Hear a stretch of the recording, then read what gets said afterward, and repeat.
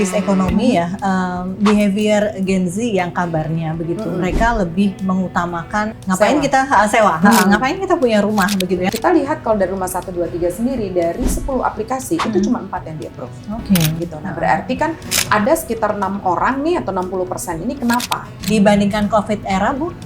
Ini lebih turun. Ini lebih turun. Betul. Oh, oke. Jadi now is actually bahkan lebih jelek dibandingkan COVID.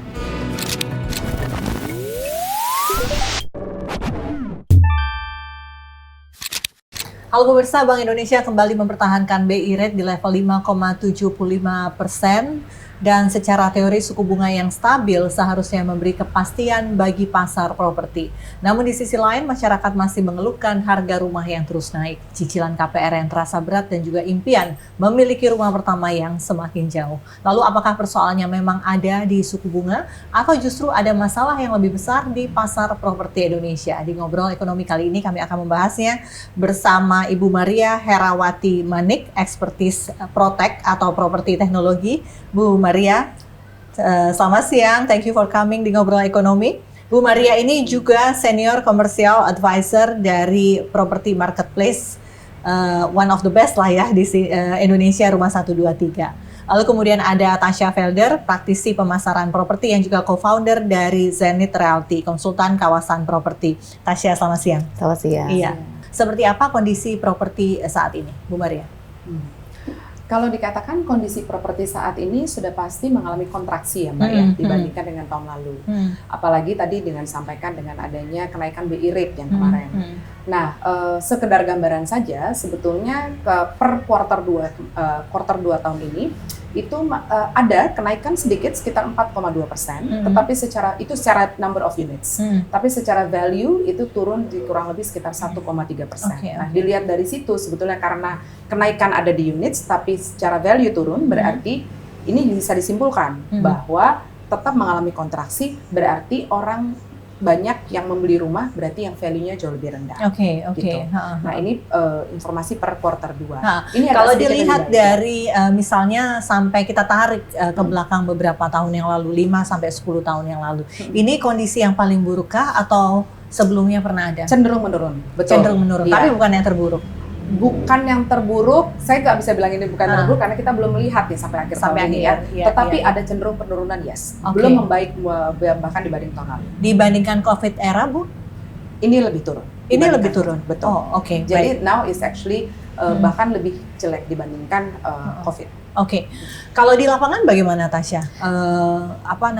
Juga ditemukan hal yang sama? Apakah terus kemudian sekarang para property agent itu mengalami struggle juga mencari listingan, mencari calon buyer, begitu, mencari.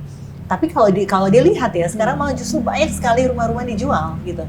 Betul. Jadi sekarang sebenarnya memang di beberapa tahun terakhir ini ya kondisi perekonomian ini memang sangat terasa gitu ya di dunia properti gitu. Tetapi sebenarnya bukan keinginannya yang menurun. Sebenarnya masyarakat itu masih memiliki keinginan yang tinggi untuk membeli rumah.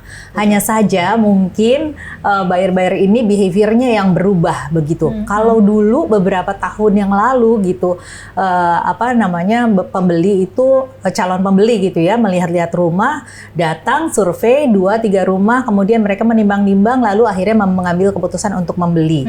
Tetapi kalau sekarang ya juga karena memang banyak sekali informasi yang masuk sehingga mereka itu datang sudah dengan banyak sekali pengetahuan, kemudian juga mereka udah punya banyak sekali pilihan sehingga yang nggak seperti dulu ya 2-3 rumah ngobrol-ngobrol dengan keluarganya, dengan suaminya kemudian langsung membeli. Kalau sekarang tidak seperti itu. Jadi gitu. closingan jadi agak jarang begitu ya. Ya mungkin agak lama ya jadinya ya.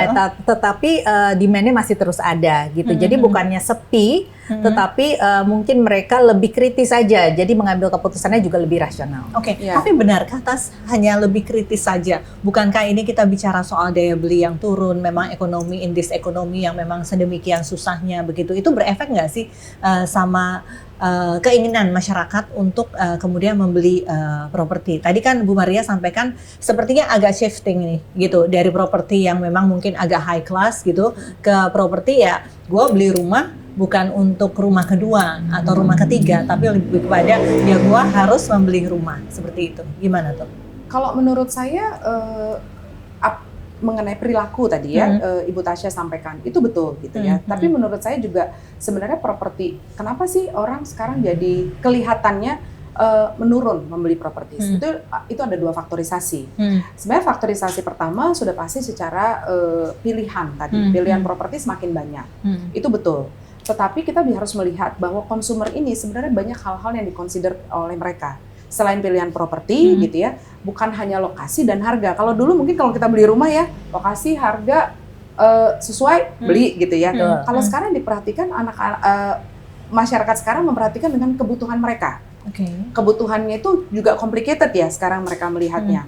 Lalu mereka juga membandingkan dengan mungkin perkembangan nanti area kawasan ini seperti apa. Itu juga saya temukan juga mereka. Jadi jadi journey-nya itu jauh lebih panjang. Selain itu yang kedua, bisa dikatakan mungkin pada seorang udah niat membeli, ini bergantung dengan keuangan. Betul. Nah sekarang terjadi banyak sekali keuangan, apalagi kita sekarang bergerak ke anak-anak yang lebih muda, orang-orang lebih muda. Sekarang range orang membeli properti itu 35 sampai 44 atau 45 tahun. Nah di range ini yang ditemukan, mungkin nanti rekan-rekan bank juga bisa dikonfirmasi, tetapi yang kita temukan bahwa mereka akhirnya mengalami kesulitan pada saat BI checking. BI checking melihat dari histori bagaimana mereka melakukan kredit. Nah ini juga akhirnya menjadikan hurdle yang kedua. Nah seperti itu. Lalu yang ketiga udah faktor psikologis menurut saya. Faktor psikologisnya apa? Akhirnya karena kedua hal ini, kalau kayak gitu saya mendingan beli rumah sekarang atau nanti ya gitu. Nah jadi mereka juga akhirnya mungkin kurang pede juga dengan kemampuan versus keinginan versus pendapatan.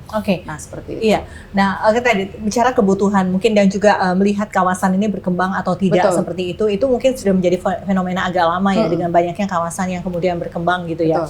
Kita sekarang membeli rumah, apalagi rumah pertama adalah yang nantinya anak kita bisa sekolah di sana, yang kita belanja juga tidak terlalu jauh dan lain sebagainya, dan juga ada transportasi publik menuju ke kantor begitu ya. Nah, tapi yang menarik di sini mungkin Tasya maupun Rumah 123 bisa menyampaikan kepada saya animo masyarakat ini membeli rumah sekarang on cash atau lebih ke cicilan atau KPR begitu. Dan apa ada bedanya begitu? Dari sisi struggling dari agen-agennya Mbak Tasya sendiri, apakah itu kemudian ada bedanya dibandingin tahun-tahun yang lalu? Jadi sebenarnya kalau untuk seseorang itu mengambil keputusan untuk membeli rumah itu kalau menurut saya itu ada 3K gitu ya. Ada kebutuhan, ada kemampuan, dan juga ada keamanan dalam hal risiko. Jadi itu tiga-tiganya dipertimbangkan gitu. Jadi bukan semata dari wilayahnya saja atau dari areanya saja, tetapi 3 hal itu. Jadi kalau ketiga hal itu bertemu, nah itu artinya udah siap mereka untuk membeli rumah gitu. Jadi kalau kebutuhannya ada, misalnya pasangan muda gitu ya, mereka ataupun udah punya anak, itu kan kebutuhan itu tempat tinggal itu adalah kebutuhan pokok gitu ya.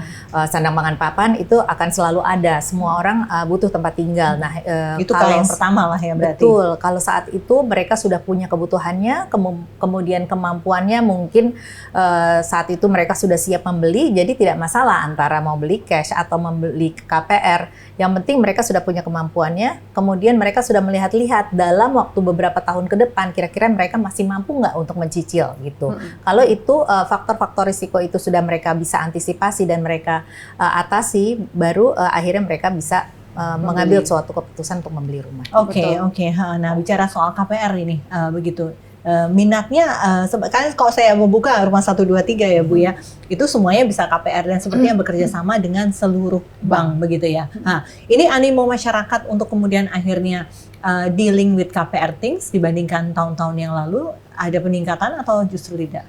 Sebenarnya ada peningkatan, udah pasti, apalagi di ekonomi sekarang gitu ya. Sebenarnya kalau in terms of keinginan untuk submit KPR itu ada peningkatan.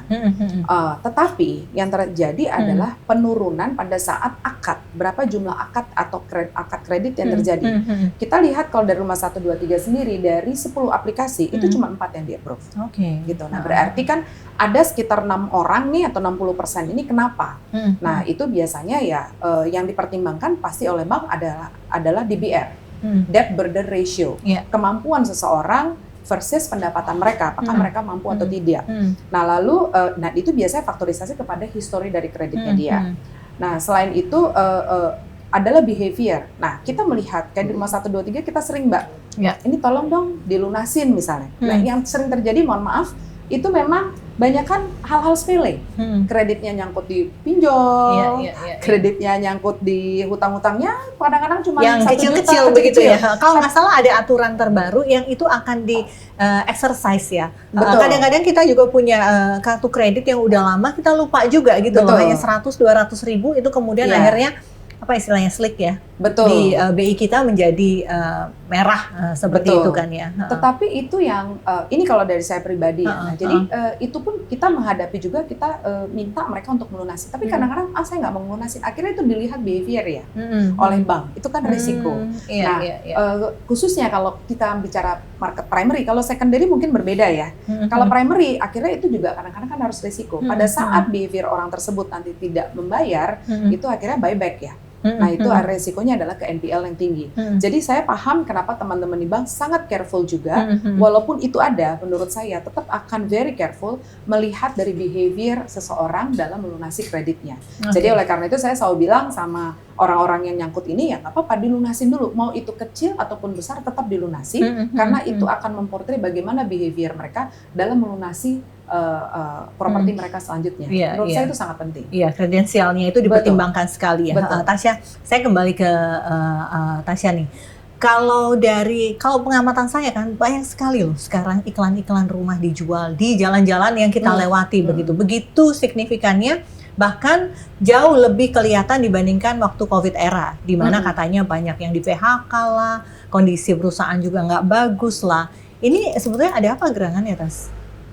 Kalau mungkin karena indeks ekonomi ya, jadinya orang-orang ada kebutuhan untuk memegang uang ya, jadinya banyak sekali orang-orang akhirnya menjual aset-asetnya gitu sih sebenarnya. Tapi itu kan itu akan linear tidak dengan kemudian keberhasilan teman-teman di property agent ini untuk kemudian jadi kan makin banyak listingan begitu. Apakah listingan akan end up only di listingan atau kemudian itu sama dengan berarti closingnya akan makin banyak begitu?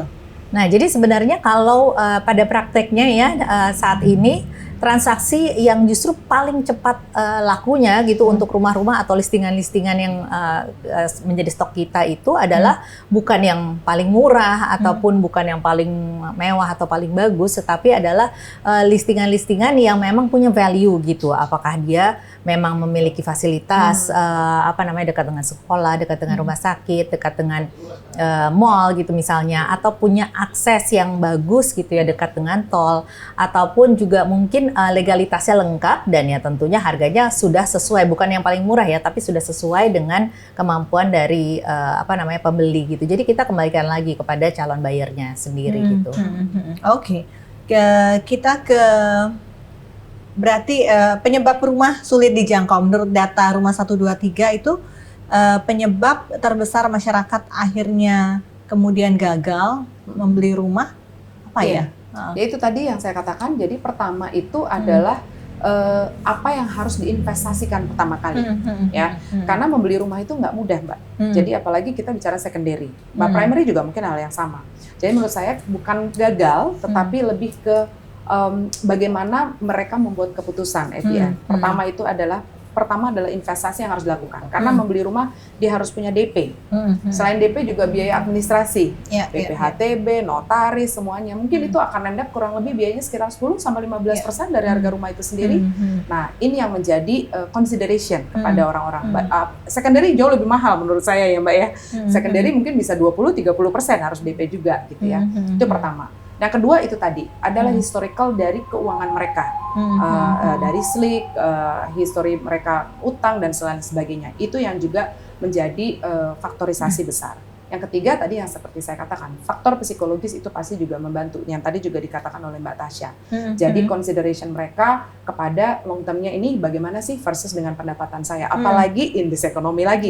Kalau misalnya saya punya duit segini, walaupun saya misalnya nanti bisa mencicil, kira-kira saya bisa afford nggak ini sampai long term versus pendapatan mereka, pekerjaan mereka, stabilitas pekerjaan. Nah itu hal-hal 3 faktor ini ya. Mungkin tidak selain daripada indeks ekonomi ya, behavior Gen Z yang kabarnya begitu, mereka lebih mengutamakan Ngapain Sewa. kita sewa? Ngapain kita punya rumah begitu ya? Ngapain kita rumah jauh-jauh dari tempat kerjaan? Mending kita sewa apartemen seperti itu. Ada nggak ke arah situ lihatnya? Iya, kalau kita betul ya, kita beberapa waktu belakangan Capture ini yang memang ya. banyak ya gitu research juga yang mengatakan bahwa Gen Z ini banyak yang lebih banyak sewa daripada memiliki rumah. Tetapi sebenarnya bukan keinginannya yang tidak ada, keinginannya tetap ada gitu ya. Tetapi mungkin prioritas mereka yang bergeser, prioritas mereka yang berubah gitu. Karena sekarang seperti kita tahu Gen Z itu lebih memprioritaskan work-life balance, kemudian mereka gaya hidup seperti itu ya. Jadi sebenarnya keinginan untuk memiliki rumah ada karena kembali lagi kebutuhan pokok gitu ya. Tetapi mungkin perlu pertimbangannya jadi lebih banyak ke arah sana gitu. Tantangan terbesar untuk Gen Z ini sebenarnya lebih kepada apakah mereka punya kemampuan atau udah siapkah mereka untuk membayar DP-nya gitu. Kemudian mereka juga sebenarnya kalau untuk gaya hidup itu tadi gitu ya, jadinya itu membuat skor kredit mereka itu mungkin masih kurang baik ya gitu ya. Jadi kemampuan atau mungkin kalau dilihat gitu di rekeningnya mungkin yang tadinya tabungannya sudah banyak akhirnya terpaksa keluar. Jadi Bahkan mungkin fluktuatif lah ya mereka, kemampuan investasinya finansialnya gitu tidak ya. di fixed asset mungkin ya, karena mereka ada saham, kripto lah, Ya, sekarang banyak komoditas sekali dan lain kan. sebagainya. Betul. Jadi peralihan ini ya, mungkin juga kan peralihan prioritas. Maria juga mungkin anaknya kan sudah menuju ke Gen Z milenial seperti itu ya, mungkin bisa mengcapture hal itu juga gitu. Nah, tapi memang itu kita lihat juga sebetulnya di Rumah 123 kalau ke sewa. Kita lihat itu trennya itu kurang lebih sekitar 58% itu juga sewa. Oke. Tapi yang menarik di sini, saya tadinya berpikir tanpa melihat data, apartemen gitu ya, karena mungkin dari segi size dan harga gitu ya. Tapi surprisingly ternyata kita lihat itu sekarang justru landed. Jadi sekitar kurang lebih 32% itu bahkan landed. Dari tadi sekitar 58% gitu ya. 32-37% itu landed. Nah, jadi ini yang menarik buat saya. Oh, ternyata mereka sewa landed. Apartemen mungkin lebih kecil. Nah, di sini saya mungkin bisa lihat mungkin dari kebutuhan. Ternyata mungkin bisa jadi kalau kita bilang Gen Z yang mungkin tadi umur 25-30 bisa jadi ini bergeser ke orang-orang yang mungkin sudah punya anak, udah punya anak 1, anak 2 gitu ya. Tetapi mereka masih aja, mohon maaf, secara kultur di orang Indonesia berbeda dengan di luar negeri. Di luar negeri orang setelah lulus kuliah bagaimana caranya keluar dari rumah orang tuanya. Di Indonesia berbeda, Mbak. Kalau di Indonesia cara kultur menikah pun kadang masih sama orang tua, nggak apa-apa deh gitu ya. Sama kita tinggal dulu gitu ya. Nah, mikir rumahnya baru nanti. Iya kan? Ini yang merupakan menurut saya dari dulu saya coba bilang ini adalah behavior. Salah atau tidak menurut saya tidak salah juga karena kultur berbeda lagi. Nah, independen itu di-create kalau di luar itu dari as early as possible. Di sini nanti lebih lama sama orang tua masih oke. Nah, akhirnya pada saat mereka make decision ternyata mereka belum siap. Mungkin mereka harus keluar dari rumah orang tuanya. Mereka sewa Dulu karena certainty-nya tadi kembali lagi ke anak sekolah, kerjaan dan lain sebagainya. Dan karena suasana landed, betul, bisa jadi kan. Mereka tinggal di apartemen hanya waktu kuliah gitu kan. Ya udah mending landed aja gitu kan ya. Betul. Dan sekali lagi posisi. Nah, tadi Mbak Fesi bilang, saya juga sama anak saya udah dewasa, udah bekerja gitu ya. Saya juga sebagai orang properti ya, kamu harus beli properti gitu ya. Saya bilang, apa jawabannya? Terus dia bilang, oh ya, saya mau gitu ya. Saya mengarahkan beli propertinya, ya nggak usah, maaf, saya tinggal di Tebet gitu ya, di Jakarta Selatan. Nah, tapi abis itu dia selalu bilang, orientasinya selalu ke Tebet. Saya bilang, kamu mungkin belum bisa afford gitu. Tapi dia bilang, ya nggak apa-apa, kalau gitu aku sewa dulu aja di apartemen. Kenapa? Karena aku biasa di tengah, karena kerjaanku di tengah. Tapi nanti, nah terus uangnya kemana? Ya tadi Mbak bilang, kripto lah, saham lah. Jadi buat dia prioritasnya tuh berbeda, Mbak. Betul. Dia bilang mau. Jadi kalau dibilang ada apa enggak, dia mau. Ada simpanannya juga. Tapi buat dia itu prioritasnya sangat berbeda. Mungkin ini warning ya bagi pengembang kawasan gitu kan. Bagi pemerintah juga begitu kan. Dulu itu berapa tahun yang lalu ya, taruhlah belasan tahun yang lalu ya, pengembang backbone-nya Jakarta ini kan sangat begitu masif ya. Dengan harapan tanah harga makin naik gitu kan. Jadi mereka ke pinggir gitu. Tapi tidak dibarengi dengan transportasi yang bagus. Jadi akhirnya anak-anaknya Bu Maria ini juga mungkin nanti berapa tahunnya lagi anak-anak kita juga merasa nggak mau ngapain juga capek-capek jam 5 pagi seperti itu. Jadi orientasinya udah berubah. Dulu mungkin ada eranya di mana oke, saya nggak apa-apa jam 5 pagi berangkat kerja, at least agar anak saya dekat dengan sekolah seperti itu. Tapi mungkin sekarang udah nggak lagi. Mari kita cari bersama-sama begitu di tengah kota agar sama-sama semuanya tidak capai. Betul. Begitu ya. Nah, Bu mungkin, Mari, tapi mungkin itu tadi Mbak, yang kita harus tetap mengedukasi Betul, kepada orang calon pembeli ini. Jadi kalau dilihat tadi bahwa yang akhirnya bertumbuhnya memang di daerah-daerah yang di luar Jakarta, benar ya Mbak Tasya ya?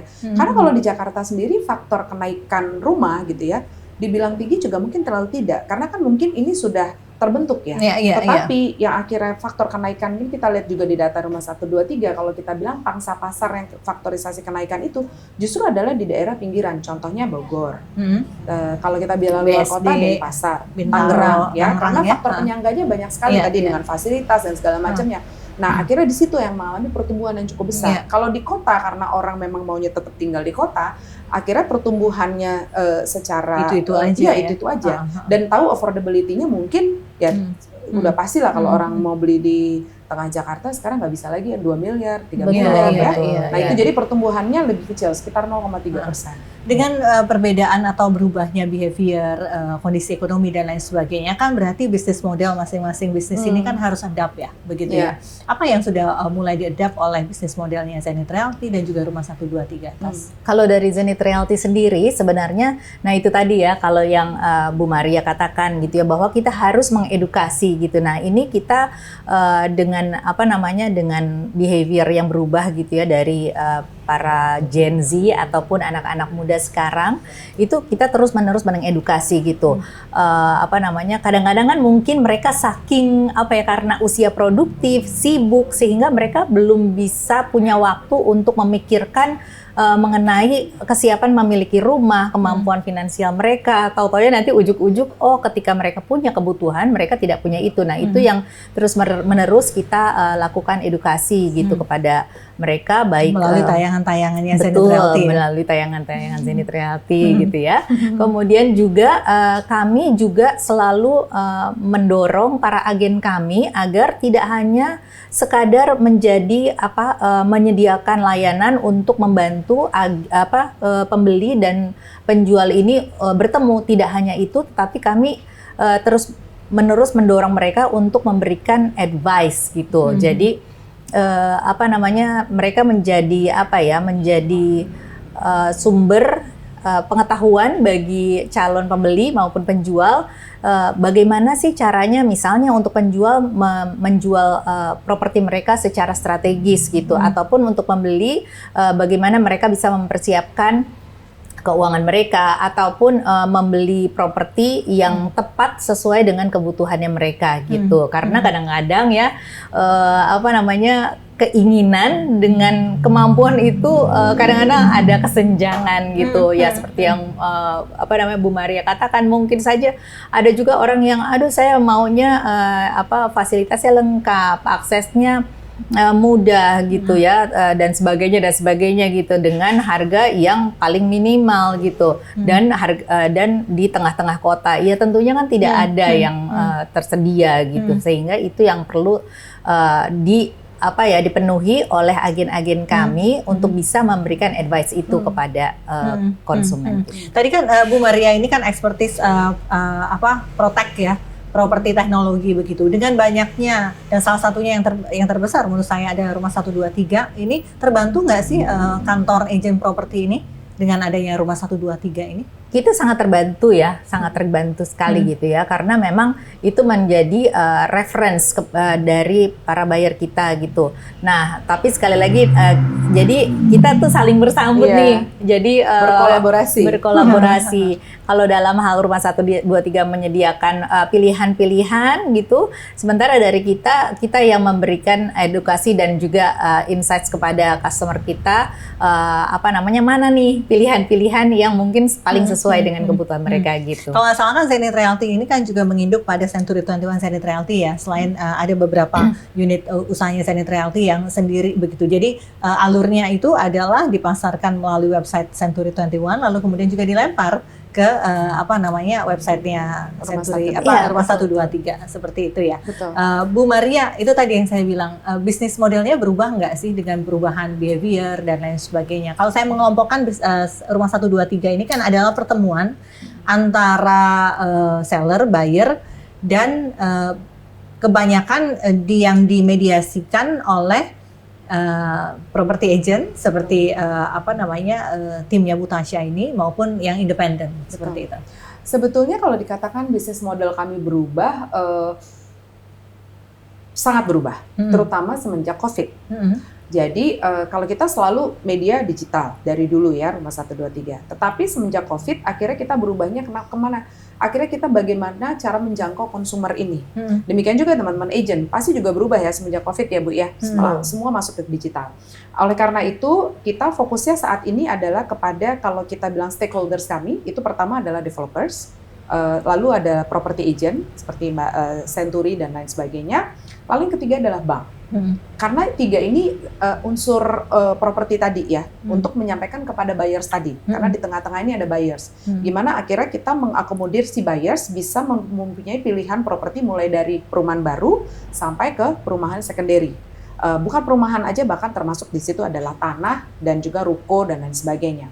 Lalu untuk mengakomodir keinginan konsumer udah pasti harus ada financial backbone.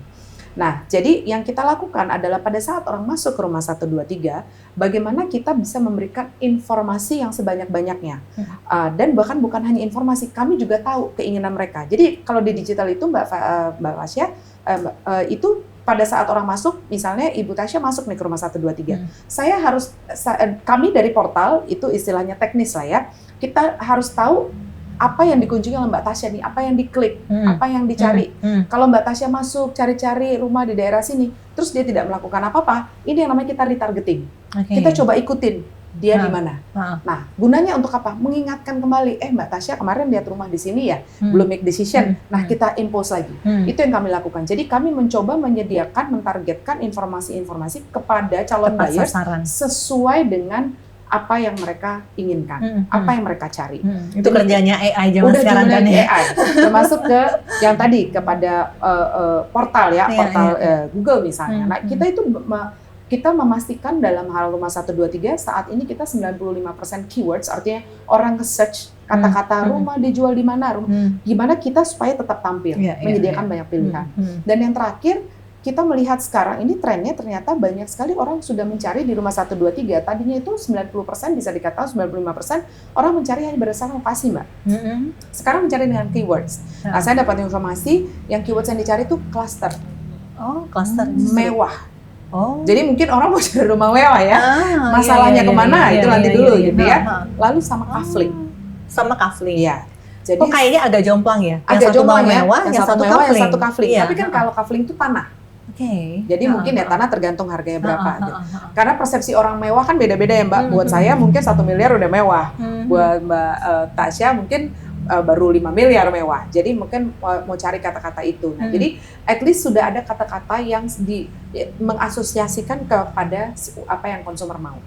Jadi kita akan terus, nah ini kita saat ini juga lagi fokus kepada homepage kita, gimana supaya pada saat orang masuk di homepage itu langsung tahu sebenarnya mengakomodir keinginan mereka. Selain tentunya tadi kalkulator ya, kalkulator bank dia bisa main-main, bisa lihat sebenarnya itu menarik sekali. Betul. Menarik sekali itu. Jadi itu kalau dari PropTech itu yang kami bisa lakukan. Selain itu kami juga melakukan offline tentunya. Kita nggak bisa lepas lah. Semua dunia digital ini tidak lepas dari offline. Kalau dari offline, yaitu kami berkoordinasi dengan teman-teman agent, bagaimana melakukan edukasi, membantu teman-teman agent juga, bagaimana cara merespon terhadap digital leads. Karena the way sekarang kita merespon digital leads, Mbak, itu sangat berbeda kalau kita ketemu sama orang langsung nih, kayak di expo atau bahkan di booth gitu ya. Kalau digital leads ini ya masuk nih, ya kan, di telepon. Kalau kita sautin, mungkin teman-teman yang sautin belum tentu langsung nyaut nih, lama gitu ya kan, benar ya Mbak Tasya ya.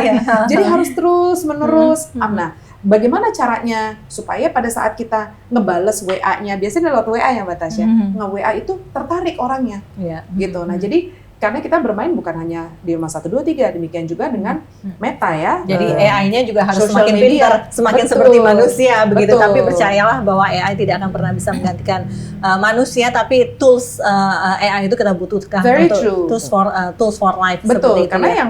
yang nyaut itu adalah teman-teman dari developer in-house dan juga dengan teman-teman dari agent. Akhirnya harus berinovasi terus nih. Iya, Gimana caranya iya. supaya pada saat saya merespon terhadap konsumer ini tertarik. Iya. Selain itu yang kita terus juga edukasi kepada teman-teman agent itu adalah bagaimana menaruh informasinya di portal-portal atau mungkin di sosial media supaya orang menarik, karena kan akan adu nih dengan semua banyak sekali listing Iya, gitu kan. iya. Nah, artinya ambil video, angle video, konten, kata-kata, itu harus kreatif mungkin. Itu bagiannya Tasya. Nah, itu bagian Tasya deh.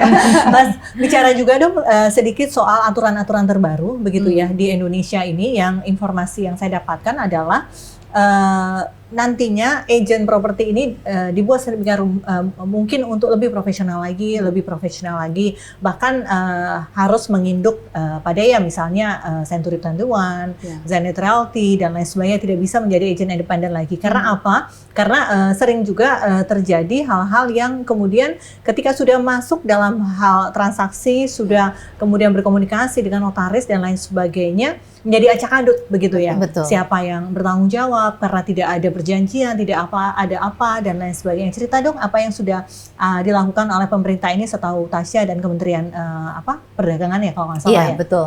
Jadi sebenarnya kalau kita tarik lagi ke industrinya gitu ya, jadi dengan adanya perubahan behavior daripada masyarakat, kemudian juga adanya kemajuan teknologi gitu, di mana orang juga sekarang sudah masuk ke kita dengan segitu banyaknya, jadi mereka overwhelmed dan juga banyak sekali sekarang fasilitas atau tools yang mendukung begitu.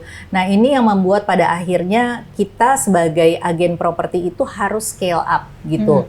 Jadi industrinya juga menjadi lebih sehat menurut saya ya, karena memang agen properti itu harus punya harus punya kemampuan dan juga pengetahuan yang harus terus-menerus diperbarui gitu ya. Nah, ini juga yang didukung oleh pemerintah kita melalui Permendak itu tadi gitu ya. Di mana pemerintah mengeluarkan Permendak agar para agen properti ini jadi akan sama nanti seperti di luar negeri. Semuanya Standarisasinya sama, betul, ya. standarisasinya sama. Bagus dong ya. Mereka punya sertifikat, jadi semuanya berada di dalam naungan suatu kantor yang memang jelas legalitasnya seperti itu, dan mungkin bergabung juga di dalam satu asosiasi memang yang khusus properti seperti itu. Jadi semuanya sekarang kita scale up lah gitu. Nanti bagaimana yang belum bergabung, belum ada sertifikat ini bagaimana solusinya? Nah, kalau menurut saya sih sebaiknya para agen-agen independen mungkin memang sebaiknya ya bergabunglah ke suatu agen properti yang memang jelas legalitasnya. Kemudian kita sama-sama scaling up ourselves dengan mungkin kita sama-sama membekali diri dan juga mendapatkan sertifikasi itu tadi. Gitu. Iya. Betul. Mungkin pelatihan apa saja ya yang bisa didapat oleh property agent ini ketika bergabung dalam sebuah kantor gitu?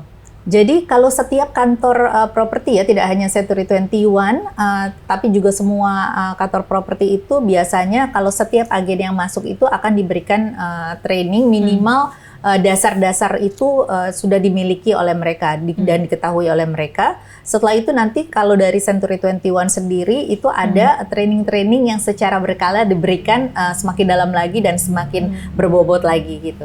Oke. Jadi trainingnya itu mungkin bisa training pemasaran, termasuk training terkait dengan bagaimana bertransaksi sampai the end begitu ya. Betul. Mengenai tax juga mungkin ya, mengenai PNBP, mengenai bagaimana melihat sertifikat dan lain sebagainya, itu menurut saya penting juga ya. Terutama untuk digital tadi sih. Iya. Karena sekarang inovasinya sampai ke AI semuanya Iya. Nah, itu juga harus terus dibekali karena kita tidak memungkiri bahwa yang jadi agent ini juga mulai dari usia muda, sampai yang senior juga ada ya. Jadi itu juga harus selalu updated ya. Betul, jadi ya AI itu kita dapat juga ya, kemudian bagaimana Digital, kita membuat konten secara kreatif, bagaimana kita memiliki pengetahuan mengenai perhitungan pajaknya dan sebagainya, kemudian juga bagaimana juga kita bisa berinteraksi dengan customer yang benar-benar bisa memenuhi kebutuhan mereka gitu. Karena memang menarik ya untuk orang yang di luar dunia ini, lalu kemudian di 1 tahun terakhir ya melihat gambar di semua medsos bagus-bagus videonya dan dikemas dengan lucu-lucu, agent-agent tuh lucu-lucu, terus kemudian ada yang bombastis juga gitu kan. Jadi orang Indonesia ini dari awalnya melihat ya agent itu ya agent gitu ya, sekarang oh ternyata memang punya sesuatu. Dan agent properti ini justru kalau menawarkan sesuatu, karena memang rumah itu sandang pangan papan adalah salah satu yang tidak bisa terpisahkan dari kita gitu, malah senang gitu ya kita kalau didekatin agent properti. Misalnya belum punya keinginan untuk membeli rumah, tapi kita pengen cari tahu, siapa tahu nih suatu saat suatu saat seperti itu. Oke, terakhir deh outlook properti kita dari Bu Maria sebelum kita closing. Kalau kita dunia properti kita harus selalu positif ya. Outlook kita menurut saya adalah kalau kita bisa at least sama seperti tahun 2025 itu sudah cukup baik. Tetapi menurut saya challenge-nya untuk beberapa bulan ke depan kalau kita bicara quarter ya, mungkin di quarter 3 dan quarter 4 itu pertama adalah kondisi ekonomi yang mungkin faktorisasinya ada yang tidak bisa kita kontrol. Perang, dan sekarang bahan bangunan sudah semakin naik. Bahan bangunan sekarang saya tahu naik sekitar bahkan ada yang 50%, ada yang 20%. Itu kayak seng kemarin saya tahu itu naik sekitar kurang lebih 20-30% gitu ya.